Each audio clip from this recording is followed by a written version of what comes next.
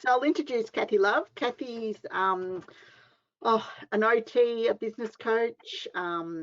She's written a book, so an author, Becoming Chief. I'm sure you've done multiple lectures around the country and overseas. So I'll let Cathy say a little bit more about what she does, and thanks for joining us. And I'm going to mute myself now.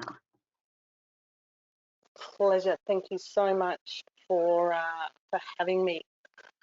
So by degree, I'm an occupational therapist, and I trained in Melbourne. This isn't going to be a history lesson. I am as old as I look, but I'll give you a short version. So I got my OT degree in the mid-80s in Melbourne, and worked with what are now called Scope. I worked at Glen Allen Special School for the first few years, which was the most incredible experience in a team approach and working with educators and families.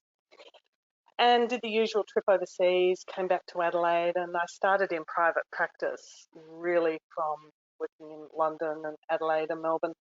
And what drove me to private practice was the sheer frustration of not being able to provide a quality, responsive, creative, slightly off the dial kind of service that I believed people wanted, and that I wanted to sort of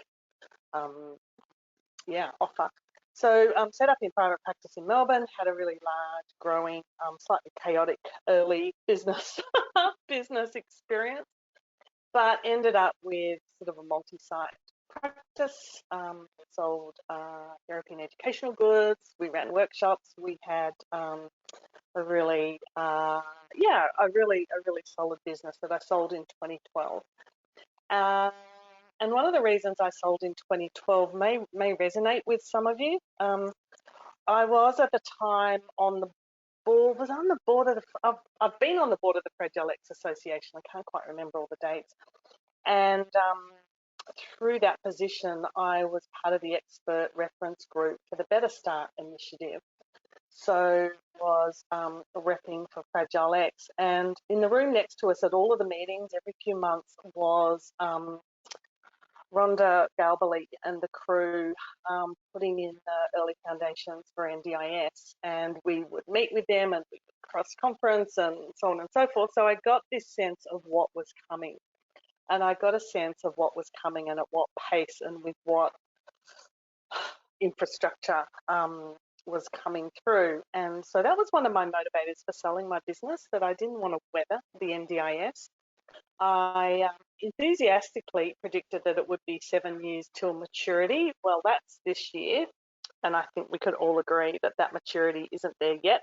Heather and I were on the couch the other weekend thinking it's probably closer to 10 or something as well, but we are seeing increasing developments on that front. So when I sold the business, I did a little bit of work, did a tiny bit of OT work, and on the back of what I knew about the systems, I've always had a very systematic approach to things. I've always had a really good memory for who's doing what and how things worked, and that was very much the service that I brought to the clients that we served. Was I started some parent coaching kind of work, and not just doing the OT stuff, but the, well, have you thought about, and what about this, and maybe it could really work nicely that way. So I sort of, I've always wanted to write a book, and so I wrote a book about this concept of being the chief of your kids' team.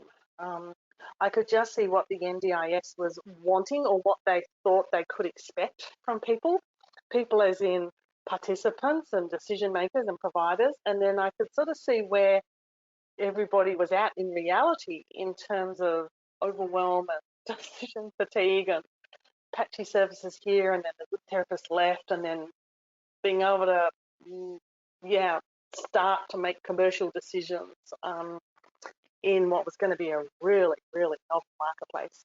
And that's when I kind of got the idea of the book you just made me present to Heather. And so I wrote this book with the view of it being helpful for parents who have kids with different abilities, and to get them thinking based on what I knew, based on what on the conversations that I had with clients, and it gave me the luxurious permission to be able to go back and find a ton of clients that I had worked with previously, and I was able to have 2, 3, 4, 5 hour conversations with them about what it was really like from their perspective in engaging a service provider like me or like anybody else. And the book sort of grew out of that. It was never intended to solve everything. It was never intended to be sassy or flippant. It was just, parents have told me this stuff works. I've sort of, seen bits of this work as well. So that's what the book is about. It's called Becoming Chief, How to Lead Your Child's Special Needs Tribe.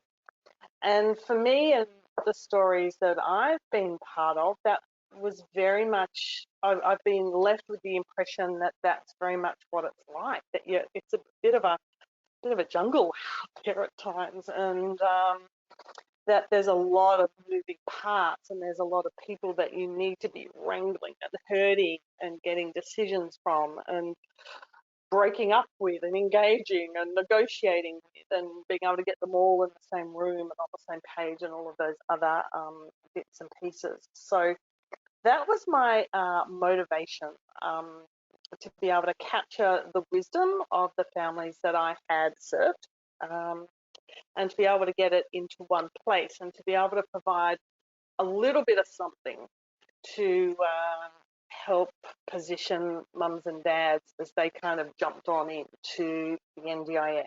So I pulled it off the shelf this morning, Heather, and I saw 2015 and thought, goodness me, nearly 5 years old. So it's been around a little while.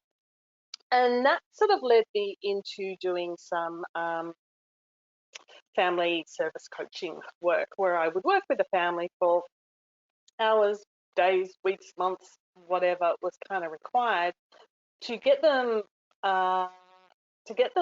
thinking and organising and pulling documents together in that sort of pre-NDIS is coming to our neighbourhood sort of phase, to be able to be a voice between and with families and schools, mainly, and also to be able to bring the whole team of therapists. So many of the kids I've served have, they've got a cast of thousands at times,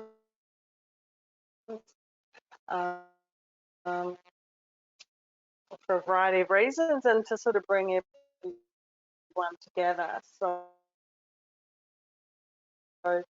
we really had some breaking ground with the use of technology and apps and video conferencing like tonight, where we could bring everyone together for 20 minutes. And I just really, I ran a video conference, and we had mum and dad and educators and a whole suite of therapists. We had some other medical guys on there, educators, had classroom assistants. And when we jumped off the call, we had a recording, and we had, everyone's voice captured. But the mum shot me a text, and she said, "You've just saved me about $900." And that's what it would have cost to have everybody drive, time, everything else. Whereas we could sort of just have this really sharp, focused 50 minutes and get the work done. So that sort of stuff really kind of lit me up, and it's something I've advocated for quite a lot in terms of leveraging tech to get some of this sort of work done. So they were my motivations, to be helpful and to get people thinking a little bit differently and being a little bit more bossy with their therapists. I'm a therapist. I know how bossy we can be. It's not always useful, but sometimes, it needs to kind of, be pushed back a bit as well. The other motivator for me writing this book was this sort of necessary shift that the NDIS was requiring from a more medical model of therapy to a more social model of disability. Medical model, social model of disability, you guys, I'm sure, are across some of those terms and some of those sort of concepts. And look, still to this day, there's many a private practice. There's many a therapist that is kind of, you know, anchored and holding on to that medical model that really pictures them as the expert, rather than the good selves as the carers and decision makers, and that there is a, you know, a commitment to face-to-face one-to-one therapy over and over, and I'm not always sure that that is the best and the only way to go. Like to kind of poke holes at some of those sorts of theories, time and place. And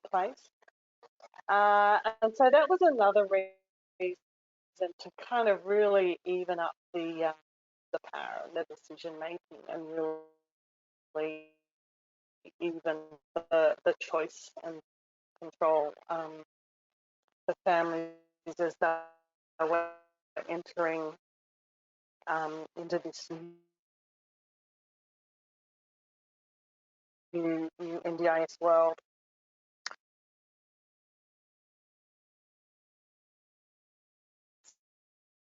So the book is divided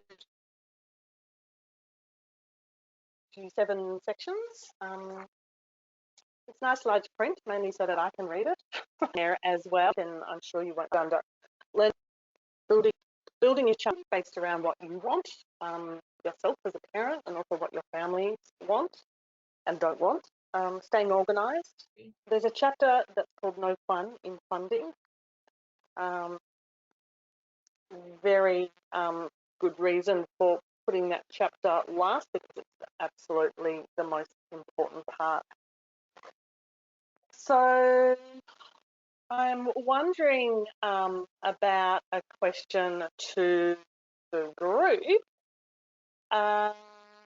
In this sort of, you know, high-tech world, there is technology that is useful.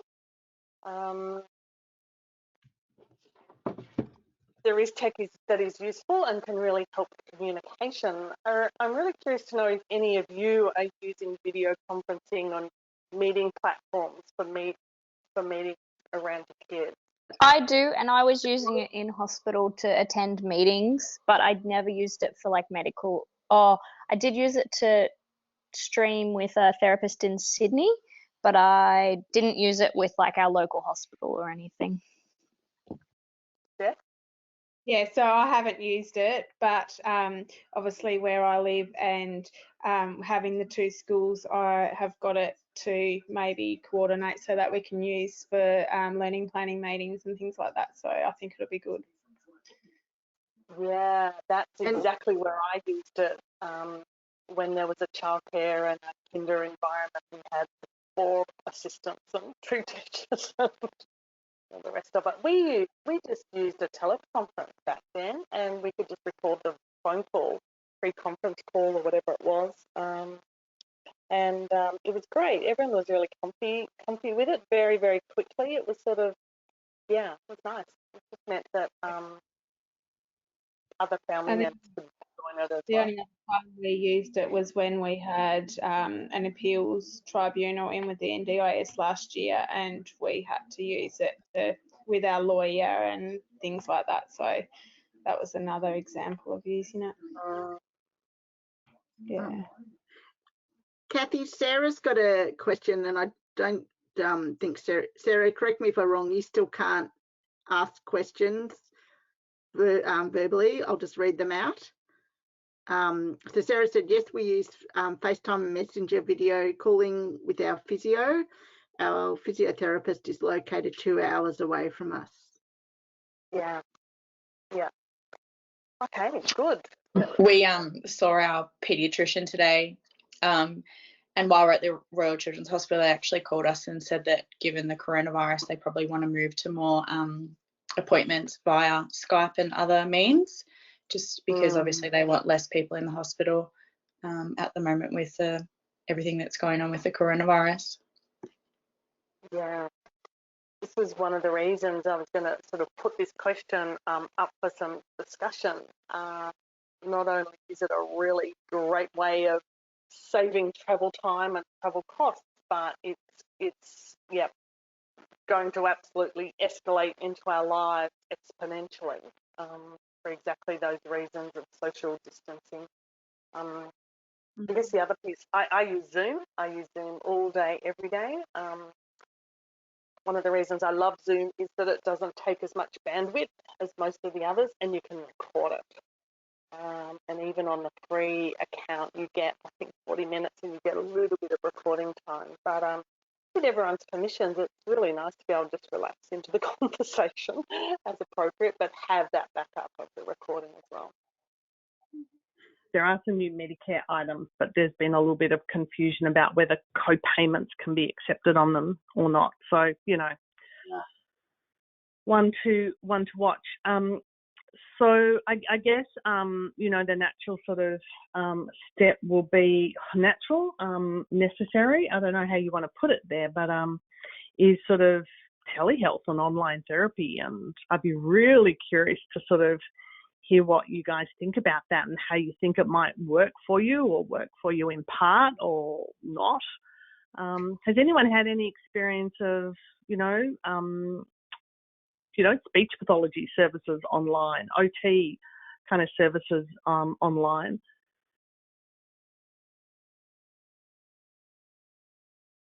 No.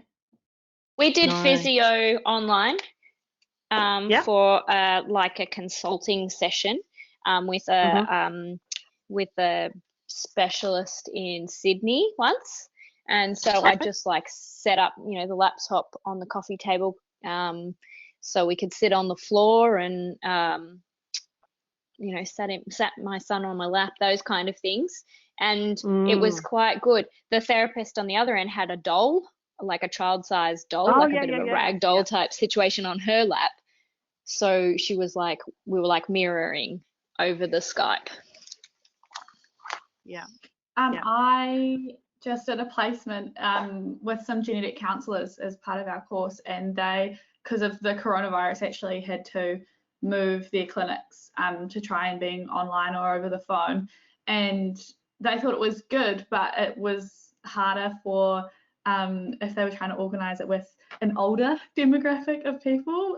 They had to kind of mock go through how the instructions that would be given to a patient and kind of go, okay, what problems could we encounter? And it took them maybe, I think, like 2 or 3 hours out of their workday to fully troubleshoot it. So I think like it's good in theory, but whether it's like user friendly for the entire public is going to be interesting. Yeah, I suspect there'll be a cohort that are very comfortable with it very quickly, whether it's, Skype or FaceTime or Zoom or what have you. There's a little bit of concern and conversation around at the moment in terms of what's privacy compliant and what sort of meets all of the requirements that providers, need to be ticking boxes on. So that's going to be interesting to watch as well. There are some more secure platforms that are more compliant. And, so if if you're sort of offered some names that don't sound familiar, it's absolutely well worth asking about, well, is it recorded? Where's it stored? Who has access to it? So on and so forth. So it is a little bit of new, fast emerging practice for many therapists. But there's a group of allied health professionals who've been practicing in this way for years, and there's really good emerging evidence that it's a really interesting and really valid and really effective way of providing services. So just thought I'd put the heads up on that one. It sounds as though already people have had some experience of it, but do not hesitate to ask the questions about where the videos end up, if they're stored and recorded, and who has access to them as well. So it is, capturing and storing your digital data somewhere. Cathy, Sarah had a comment. She said online sessions work for us when our daughter's issue appear to impact her functioning outside of our planned appointment times, e.g. early morning mobility issues. And I know some people record their children having seizures and also use them in appointments as well. So Sarah, I'm just curious with your online sessions, do you record the mobility issues in the morning, or do you just discuss it? You manage to get an appointment early morning when there's issues? I'm just waiting for her answer.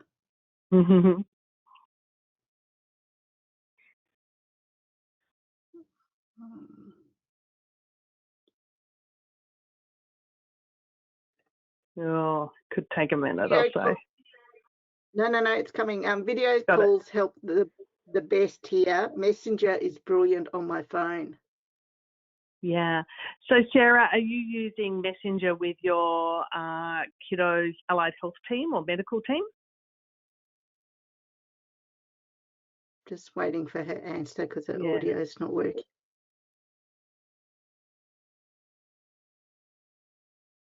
Just the physio. Right. Yeah. There's a really, Heather, I don't know if I've spoken with you about this. There's a really interesting app called SameView, SAMEVIEW, SameView. And it's been designed and devised and now delivered by a guy in Sydney called Danny Hui, H-U-I. Every time I introduce him, I get his name incorrect. He's been on our podcast a couple of times, and he is a dad of a very fabulous little man called Monty, I think, who has got some extra special needs. And Danny and his family were just, agog that there was just no place for shared communication, and has built out what is an app. I think at the moment it's still free, and they've had a ton of promotion and IT and incubator support with this app. But it's essentially an app that the parents own, and they invite the health and medical and therapy team in, and everybody communicates in there about the progress towards the goals or what have you. So I'm sure you're all Googling SameView now, so I'll just keep talking while you go and have a look. Look, I totally understand. Danny is phenomenal. And if you're not sure about it, or if you do or don't like the look of it or whatever, just introduce yourself. He'll be totally up for a conversation.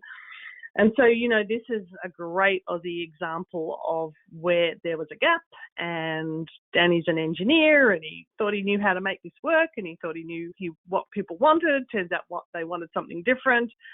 So a really, really epic human. But it does make me wonder about what we don't know yet. What sort of technology is going to be supporting, kids and their progress and their team sort of going forward. So to be engaging sooner rather than later in some of these sorts of things as they suit and support you, I reckon is interesting way to go. Have you found it, Heather? No, but my phone. So did anyone else find it? I know in the early days we used to do a lot of physio with my daughter, and I would record it, but it was more so Beck's got it. That's it, it Beck. was more That's so it. That's Monty. Yeah. More so I could remember what to do, so I could practice at home because I'm quite visual. I learn better that way, and if chances are I'd get home and I'd forget some of the exercises. But the videos were on my phone, and it wasn't consultation. Yeah. I know of an occupational therapist who has a very bright and vibrant practice with children and families in Queensland, and they don't write session notes anymore. They do quick snapshot videos, what they've worked on, what's going on, what can be done at home, any Q&A related stuff. And so this 2 or 3 minute video is done at the end of the session, and what they're loving about it is that the kids are part of that recording. So in their own special way, the kids are contributing to that point in history when that skill was worked on, and they're getting really nice feedback about that. But yeah, absolutely, Heather. My personal physio was absolutely speechless when I asked him years ago if he could record and video what I had to do, and he pretty much said no. And I said, oh, well, I don't think you're the physio for me. But, stick figures and over balls just wasn't gonna get the practice done. So go for what you need. To take away from that session. And I know there's quite a few speech apps out there that record and will replay back. Yep. Really good for children, trying to hear themselves and pronounce things better. We use quite a few of them with my daughter. The trouble is, a lot of them are American and not Australian, so she ends up picking up some of their American lingo, which isn't so good. Some trash. Too good. All righty. So that's kind of a little topic that I wanted to kind of float around the group, and that's about leveraging technology for meetings and bringing your team together, and also thinking about the role it might play in coordinating your team, and also the role it might play in the therapy service provision as well, by way of recording what's getting done or what needs to be kind of followed up on as well. So my suggestion around that in summary is to ask where the recordings end up and where they're stored. It's reasonably problematic if recordings are being done on a therapist kind of mobile phone. Where does that end up? Big fan of controlling where your data ends up, the end game on it. The other topic that it sort of comes under building your child's team and building your child's program, is about the work that's needed. And I know I got some veterans in this group who are just absolute wizards with the NDIS. But it's about that time of the year when you're reviewing, preparing to go back into work and have that conversation about the next plan. And the extent to which, I guess, you co-work that plan with your therapy team. What I sort of heard about back in the parent coaching days, and I sort of now hear about it a little bit from therapist point of view, is that there's a series of quite isolated documents that are developed that are then provided to you and provided to the planner, and there's still this massive gluing together of all of the documents that can, take a fair bit of energy to bring all those threads together and to be able to be just across everything under the pressure of a meeting. And Beck, it sounds as though you've kind of been in the ring, and I know Heather has as well. So I guess I'm just curious about putting this suggestion out about how could that plan preparation time be done better? What would happen if it was very much co-worked, if the documents were co-written, so that you are completely all over everything and really getting the documents done in such a way that it is as smooth as possible for you as the advocates. So, Cathy, are you talking about a speech therapist and an occupational therapist writing a letter together? Potentially, but not writing it together as in those two, writing it with you.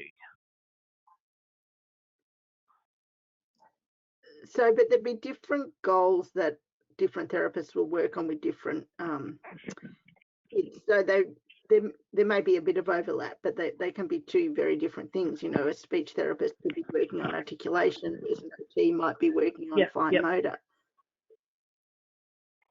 Yeah, so, it's not so much about the discipline specific content. It's about the process that the documents are developed under. So that when you receive the documents, you are completely all over it. You know what's in there, you know what the evidence is, you know what the progress is, rather than getting documents that might be kind of just dropped on you, or that might not quite be where you're wanting to go with your plan. So what I'm really interested in and I'm starting to hear about is that decision makers, parents, carers are actually co-working with the OT to develop the document together, and so that the parent is the parent has got the language around the evidence that's going in, the nuances of the progress that's been made, so that they are absolutely data driven, if you like, that they're absolutely topped up with how to present this in the NDIS plan meetings. So I think a lot of that comes down to the relationship the parent has with the therapist. Not every parent would have confidence to do that. Yeah, but increasingly I'm hearing from time to time that the documents that arrive from the therapist aren't always fit for purpose, and that it can be quite a wrangle to get them sort of ready for the meeting and analysed and kind of ready to go in and support the next modification, the next round of goals. So I when we had our first lot, I got my OT's letter and I sent it to Heather and we worked through it. So Heather worked on the language, but I also worked on I think what you're saying is whether it actually fits with the whole big picture and whether it actually fits with what's going to be practical for me supporting my child and actually getting it done. Because sometimes you do get letters and you go, whoa, where did all this information come from? What is this? Yeah. And it's not, and that's something Heather helped me with. Sometimes it's not in the language that's actually going to get a planner to respond at all to the letter. It's just going to be like, meh, irrelevant or whatever. Yeah, that's a really great example. And you had, Heather in your corner on that one. But imagine if it was good, as good as possible from the get-go, and that you were able to sort of work with the OT from the get-go in terms of the language that was required. And now you're older and wiser, and I don't know, maybe 1, maybe 2 plans in. But the therapists don't have that frontline in the room experience. So they really are your resource for you to, kind of be co-working with to get those documents in tip-top shape for your best chance of what you as a family want. Yeah, I think you really rely on them to know what, the planners and whoever actually need to hear and see when it's the first plan or whatever else, and you have no idea what's going on. But obviously down the track you can direct, no, I need you to say this because otherwise they're not going to do anything about, whatever, bathroom modifications or whatever. But if you don't mention it specifically, it's not going to come up in the plan. They're not going to, assume that. I think that's definitely based on your relationship with the therapist, whether you're able to be like, can you put this in your letter? Because they might just, sometimes they're like, I'll do my job and you do yours. And that's exactly what I'm questioning. Yeah. Bree's got a question. Do you mean it becomes a costly process to get them amended? So, Bree, correct me if I'm wrong. If you're saying if they write a letter, you disagree with how it's written and want to change it, then you have to go back to them, then that keeps costing you money. Is that what you mean? Yeah, definitely. So I guess in our experience, we've only had one plan, so very new to the whole system. But I was saying to my physio, I need you to write that you recommend weekly physiotherapy for X, Y, and Z reasons. And I did get the report back and she didn't write that. So I guess it would cost me more money to go back and forth until, I guess now it's a bit different. We've built up a relationship and I think I've learnt a lot and I'd be able to word her up prior to her writing the report. But I know in the early stages, any amendment that she made, she would charge me for. And I was very new. I wasn't really sure what we needed to have in our reports to be able to get the most amount of funding that we needed for our family and for our daughter. Yeah, I think, look, it is a new scheme and therapists are still finding their way around it. So Valid has a document which is a guide for therapists on how to write reports. medical sort of templates floating around for how doctors should write reports. But it's all about using NDIS language in a way. Yeah. And it does depend. I know with our speech therapist, she wrote something in our report, and I had to go back to her and say, look, well, actually, I would write it like this, because otherwise they'll just fund a therapy assistant, and we need a an experienced speech therapist. So this is why we need to write it like that. And she said, oh, great, this is good. We'll just write it like that. But it comes with working the system, writing reports, hearing feedback from parents, and therapists will get better at writing letters, just as parents will get better at advocating for their children, what they need, the NDIS. Yeah, absolutely. Any other kind of comments or questions on this topic? We had a doctor for our specialist school. The PED, it took ages to reply for the recommendation for the school. We loved him to death, so we just gave him a good-natured hard time about the fact he hadn't written it yet. But they had a template. The school had a template of the language they needed the doctor to use to get the kid approved for specialist school. So the school literally sent the template to the doctor, and the doctor just clicked on the bits that were relevant to the child, filled in some gaps, and sent it back, because the school had come up with this document that they could use. And then it saved the doctor heaps of time, and he was filling in the correct criteria to make it happen, which we found really helpful, because obviously he was busy looking after his life, not writing reports. Yeah. Beck, Yeah. how did you find it? Oh, sorry. I was going to ask Beck how she find it in Tassie when there's not so many therapists and less choice, and how does it work down there? It's very hard. So pretty much last year our physio retired, and I was left without, I wasn't left without, but Xavier was left without a physio for probably 4 months, and that was quite tricky. So that was very difficult. But again, we have got a home mod in place at the moment with the NDIS, which was rejected, so our OTs had to come out home, so that's 3 hours, because it takes an hour to get out here, an hour to be here, an hour to go back. So there's 3 hours just for her to come out and do anything or review anything in the home, which makes it very costly for us under the NDIS. Yeah, and so pretty much Dave's NDIS plan, the start of this year, has been, his OT time has been used up in just reports and writing at this stage. It's really tough. Sarah's just written a comment to you, Beck. Wow, Beck. And then she's also, must be hard.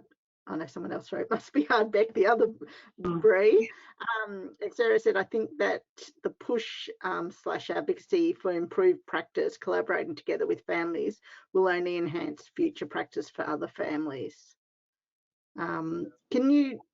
It's hard when, and I guess that's where, if you could get her in by Zoom and, take your camera around the house, it might help in some circumstances, but to do an initial consult about what's needed and how it's all going to work, you really do have to have her in the house, don't you? Yeah, pretty much. So that's the hard thing. And with us, I mean, we try and coordinate with Zave when he goes at school on a Monday and Tuesday to do our visits in there. But because the NDIS rejected, and we actually had to trial equipment in the home, so she actually had to be physically here to see Xavier trialing the equipment. So it's sort of a bit of a tricky situation, but again, our location, we can't help that, and where our services are, and all limited services basically. So yeah, it's tough. It's tough for families who live in rural areas. It really is, because the services just aren't there, as you know firsthand.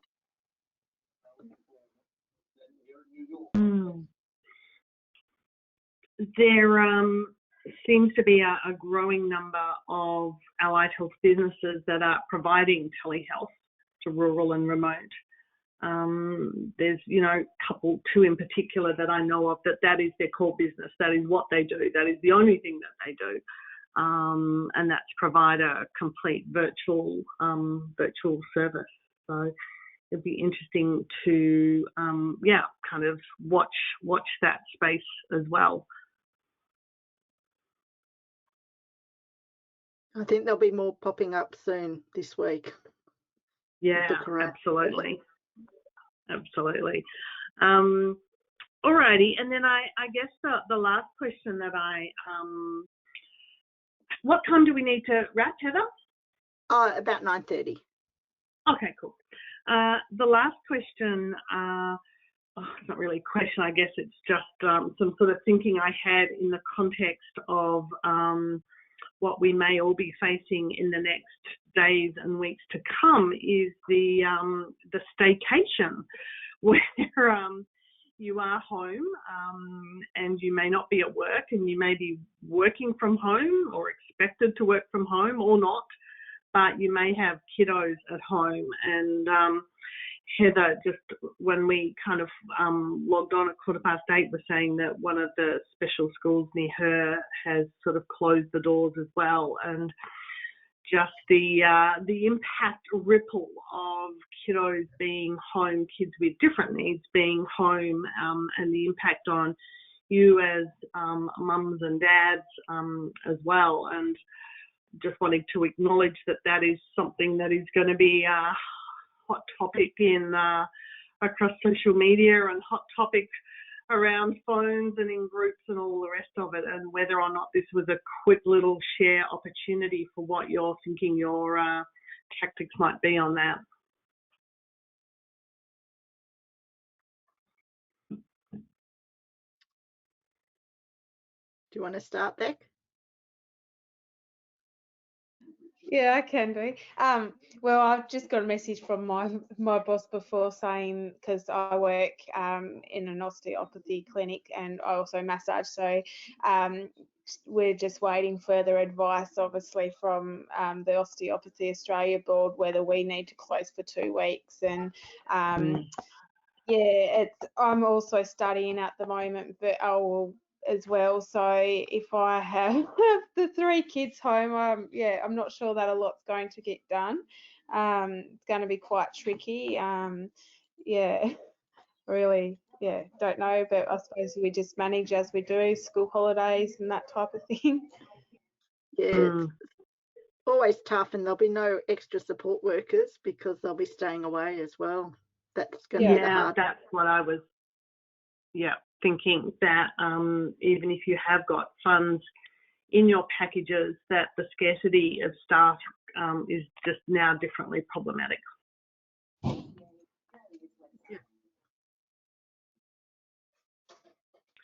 Some of the businesses that I support are looking at running some online playgroups and some online parent conversation time. One very creative person I know was going to have a bit of wine and cheese of an evening to literally keep the spirits up. There's also some really interesting creativity bubbling up from the private practice side of the fence, that some quick online Lego clubs, some quick online movie clubs, some different sort of ways of kind of just keeping people engaged and making progress, and keeping people connected as well. So if some of your therapists come up with some pretty left field ideas, good on them, I say, whether they may or may not quite suit you, but I think in the next days and weeks there's going to be some really interesting, potentially interesting creative options of staying connected when we're sort of all socially distanced. Mm. With Yeah, it'd be interesting. VSK and I host a coffee morning at the hospital once a month, which we've just had to cancel. And I was talking to some of those mums, and we're talking about doing that online. But I'm a part of another group, high care needs kids in Australia, and one of the admins from that group is actually organising a movie night, and they're going to watch like Dirty Dancing or something, and they're all going to sit on like Zoom or something while they watch Dirty Dancing at the same time in their own homes, and just kind of try and interact over that space, because a lot of those high care needs families have isolated themselves pretty well straight away already last week kind of thing. So there, and I said that to Heather and someone else that I'm really concerned that socially isolated people are becoming even more socially isolated. So we need to be really super proactive about making sure that those people or ourselves are actually still having relationships with people outside of our house. So especially for our mental health. Absolutely. At SWAN, we do a Meet the Expert series, as you know, once a month, but we also do an informal chat once a month, but we're going to extend that and try and do it weekly at different times. And like Abby said, just to limit the isolation, because it is, our main focus is peer support, but we can't do face-to-face peer support anymore, as we know it. So if we can ramp up the virtual support, hopefully we can connect people more that way. And permission granted to have a bit of fun with it as well, whether it's some games or some quiz nights or movies. I love the idea of the movie. It could have been Dirty Dancing, actually, that caught my imagination more than anything else. But maybe there's some other ways of doing it. Great to, maybe this is a medium that can get dads or grandparents or, other kind of family members a little differently connected as well. So run amok, I say, run amok.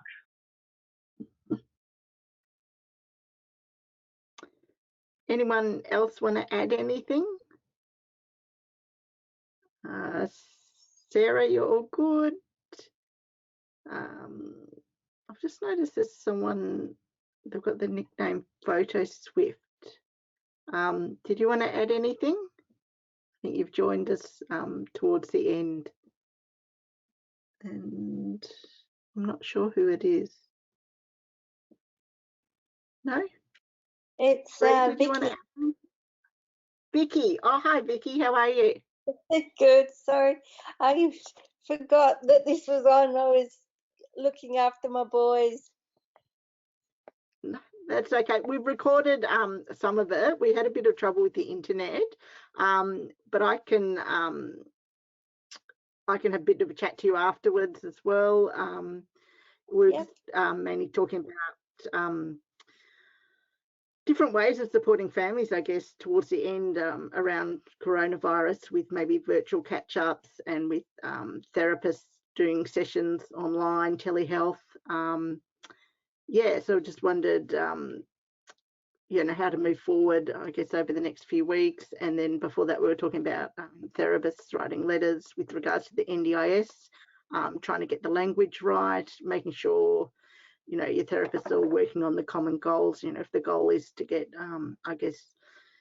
your child to become more independent, just making sure they're using consistent language. And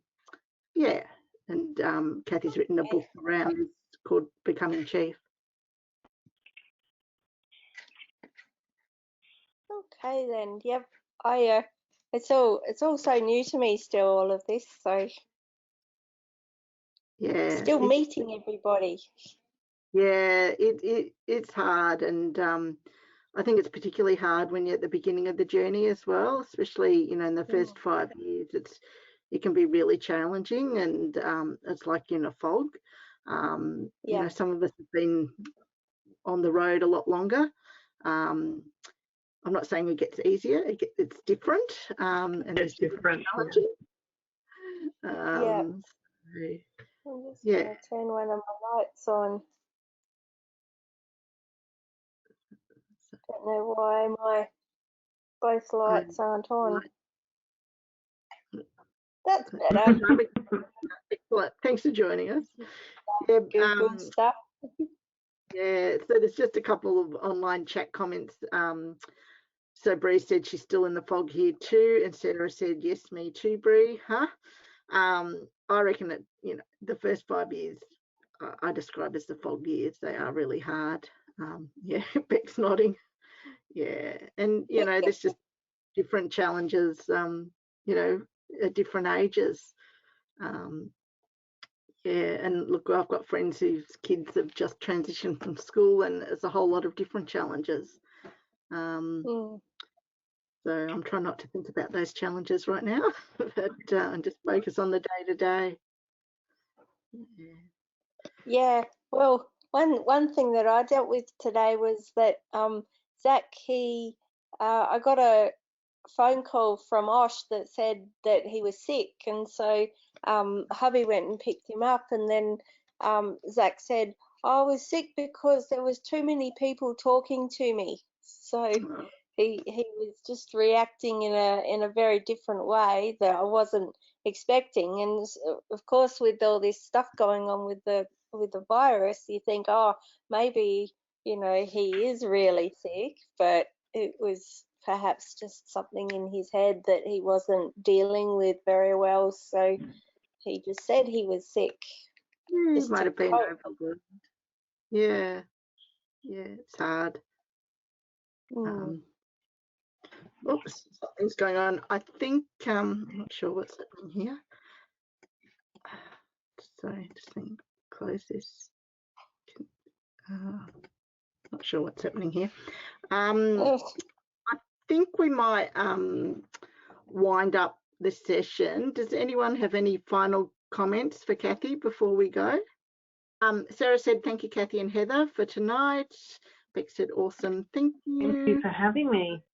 Yeah, thanks for coming, Cathy. It's been good, and yeah, I'm sure parents have appreciated your advice. And yeah, when you read Cathy's book, a lot of it all makes sense as well. You go, oh, that makes sense. So yeah, we'll see what we can do from that. Beautiful. So stay well and healthy, everyone. Yeah. All right. Thanks for joining us.